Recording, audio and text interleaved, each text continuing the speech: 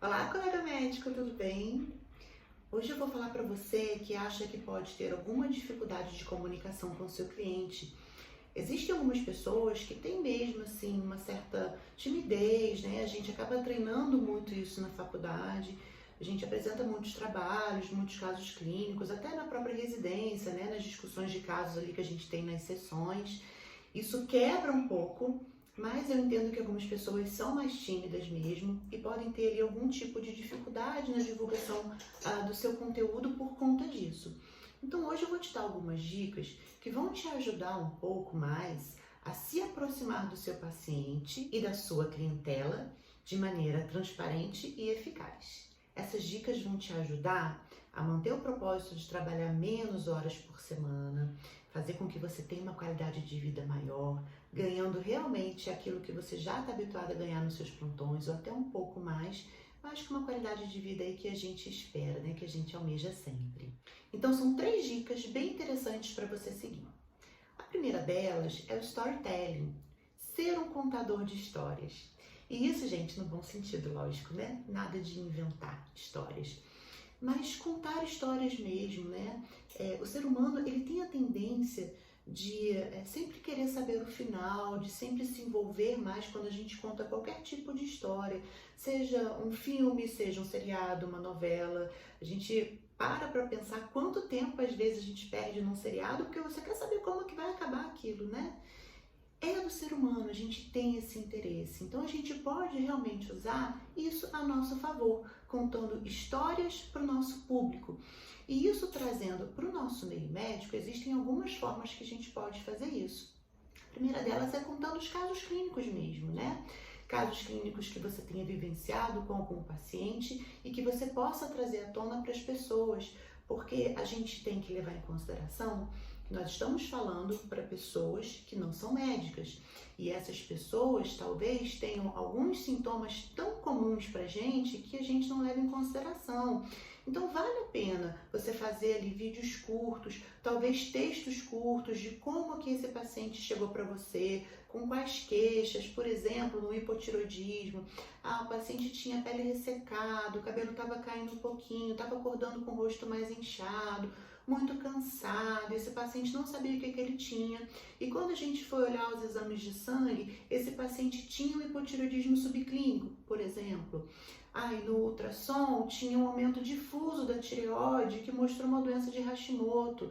E aí o marcador realmente veio aumentado para a doença de Hashimoto. E aí você explica o que é a doença de Hashimoto. E aí você explica como é o tratamento dessa doença e como esse paciente se beneficiou disso. As pessoas têm interesse em saber, porque algumas pessoas acabam se encaixando no mesmo problema que outras. E isso acaba chamando atenção. E você vai estar falando do seu dia a dia, dos casos que você já passa. Eu tenho certeza que isso vai te aproximar muito da sua clientela. Outra forma que nós médicos temos de nos aproximar da nossa clientela, é falando a respeito de nós mesmos, né? O que te fez fazer medicina? Conta essa história. O que te fez escolher a especialidade que você escolheu, né? Isso te aproxima muito das pessoas de uma forma geral, porque as pessoas vão entender realmente o teu fundamento, por que você está ali, e as pessoas têm um interesse realmente nas nossas vidas. Eu costumo dizer isso quando a gente vai fazer qualquer tipo de divulgação no Instagram, principalmente no Instagram e Facebook, né? Porque o Google e o YouTube já não tem tanto a nossa vida pessoal, mas é importante você mesclar isso, as pessoas perceberem que você é alguém como eles, né? Que você tem vida, que você tem uma família, que você tem um cachorro, um gato, que você sai no fim de semana. Quando você mescla e você conta essas histórias sobre você, isso te aproxima muito mais das pessoas e faz com que elas queiram estar mais perto de você. E com isso você aumenta a sua clientela, aumentando sua gama de pacientes também. E você pode ainda trazer isso para a sua especialidade. Por exemplo, se você é pediatra, né, e você tem filhos, você pode contar algum caso do seu filho, por exemplo. Ou se você não tem filhos, mas você tem sobrinhos, se aquilo foi certo ou errado. Hoje a gente vê muita criança fazendo pirraça feia mesmo, né, de se jogar no chão do supermercado, e gritar, e bater no chão. Você pode contar algum episódio que você vivenciou e qual a dica que você pode dar para que as pessoas façam com as suas crianças a respeito disso, ou alguma coisa sobre alimentação. Enfim, dá para você trazer isso para a sua vida também.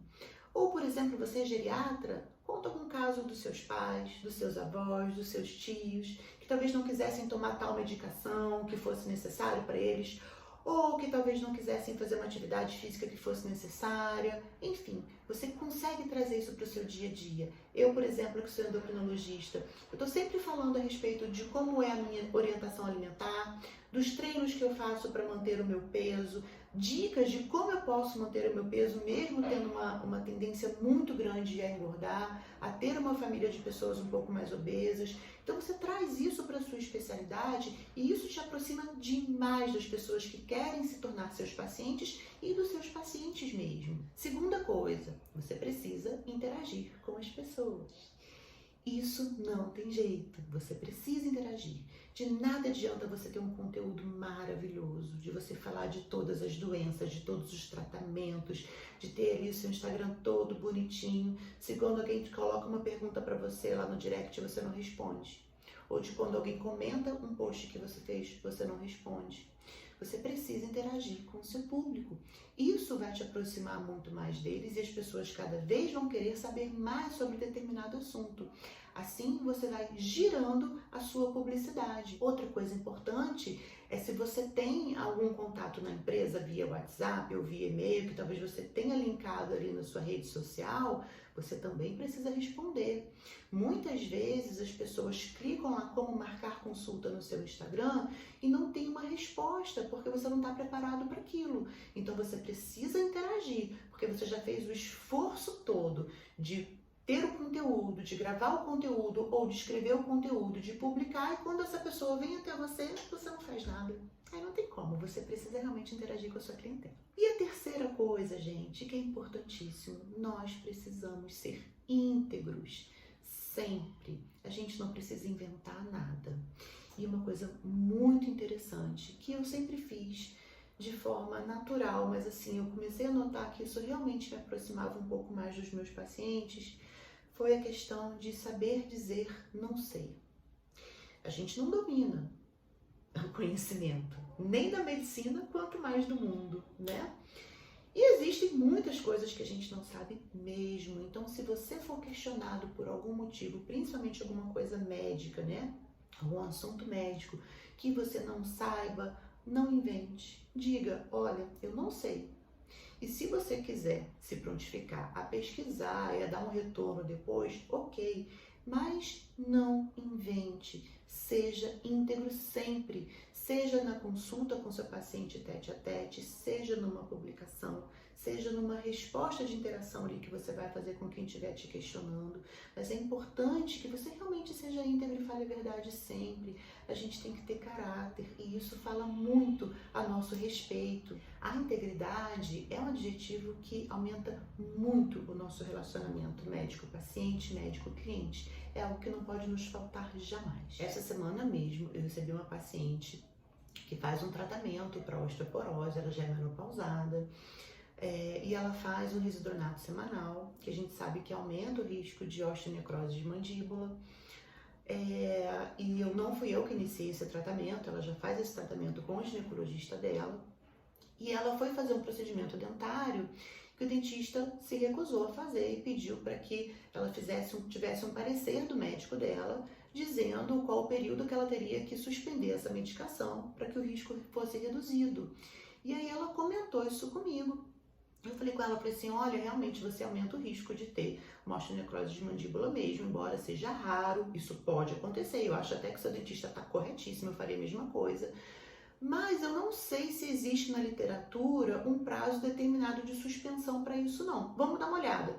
Peguei meu livro de osteoarticular, abri ali com ela, a gente olhou e realmente é só uma pincelada, claro que deve ter algum artigo muito mais atual a respeito disso. Mas eu falei com ela, olha, você vê, não tem, aqui aumenta o risco se você for tabagista, se você estiver muito emagrecida, né, se tiver massa muscular mais reduzida, se você estiver usando há mais de 2 anos, mas não fala realmente a respeito de prazo, então eu não sei te dar essa informação. Ponto.